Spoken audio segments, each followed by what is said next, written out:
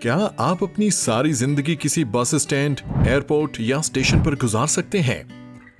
اور سوچئے کہ آپ کے لیے ایسی کسی زندگی کا تصور تب کیسا ہو جب وہ بس اسٹینڈ، ایئرپورٹ یا اسٹیشن غیر ملکی ہو اور آپ وہاں کے باشندے بھی نہ ہوں۔ یقیناً یہ ایک ناممکن اور کسی ڈراؤنے خواب جیسا لگتا ہے، لیکن ایران سے تعلق رکھنے والے مہران کریمی نے اپنی زندگی کے قیمتی 18 سال اسی ڈراؤنے خواب میں جیے ہیں، یعنی اپنی 18 سالہ زندگی کو تنی تنہا ایک انجان اور غیر ملکی ایئرپورٹ ٹرمینل پر گزارا ہے، اور آخرکار وہیں ان کی موت واقع ہو گئی۔ جی ہاں، آج ہم آپ کو دنیا کی سماجی رکاوٹوں میں الجھی ایک ایسی کہانی بتانے جا رہے ہیں جو گلوبل ولیج کے اس دور میں بھی ہیومن سپریمیسی کا چورن بیچنے والے تمام ممالک کے منہ پر تمانچہ ہے، اور اس کہانی کا ہم کردار ہے مہران کریمی المعروف سر ایلفریڈ۔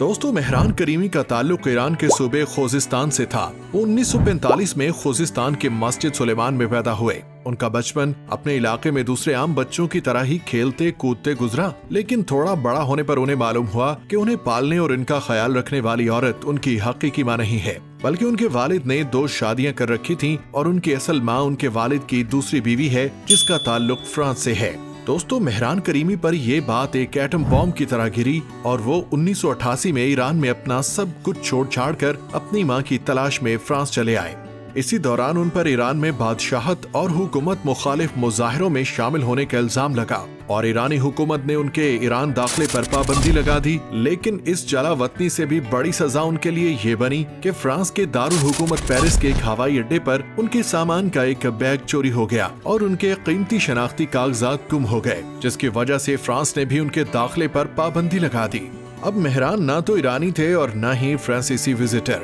لہٰذا وہ 2 سرحدوں میں بٹی کسی لکیر کی طرح ایئرپورٹ ٹرمینل پر ہی گاڑ دیے گئے اور لوگ انہیں سر ایلفریڈ کہہ کر پکارنے لگے۔ ان کی خاص پہچان یہ تھی کہ وہ ایئرپورٹ پر ہمیشہ اپنے سامان سے لدی ٹرالیوں پر سوتے جاگتے گھومتے پھرتے دکھائی دیتے۔ سالوں پہ سال بیتتے گئے، لیکن انہیں ٹرمینل سے ایگزٹ یا انٹرنس کا NOC یعنی نو آبجیکشن سرٹیفکیٹ نہ مل سکا۔ ایران تو ویسے ہی اب ان کا دیش نہیں رہا تھا، جبکہ فرانس نے بھی انہیں ریفیوجیز کی لسٹ میں شامل کرنے سے انکار کر دیا، اور یوں ان کا مسکن اب یہی ایئرپورٹ تھا اور اپنی ماں کو ڈھونڈ لینے کا خواب بکھر چکا تھا۔ کہتے ہیں کہ تنہائی میسر آئے تو انسان کے اندر چھپا حیولہ کسی آرٹسٹ کا روپ دھار لیتا ہے۔ مہران کریمی کے ساتھ بھی یہی ہوا۔ انہوں نے ٹرمینل پر گزارے اپنے شب و روز کو اخباری پنوں میں چھاپنے کا سوچا، اور جب اپنی زندگی کو کہانی کی شکل میں اخباروں میں بیان کیا تو عالمی میڈیا فوراً سے ان کا انٹرویو کرنے پہنچ گیا، اور یوں لوگوں کو ٹرمینل پر رہنے والے مہران کریمی کا پتہ چلا۔ لیکن تب تک سالوں کا عرصہ بیت چکا تھا۔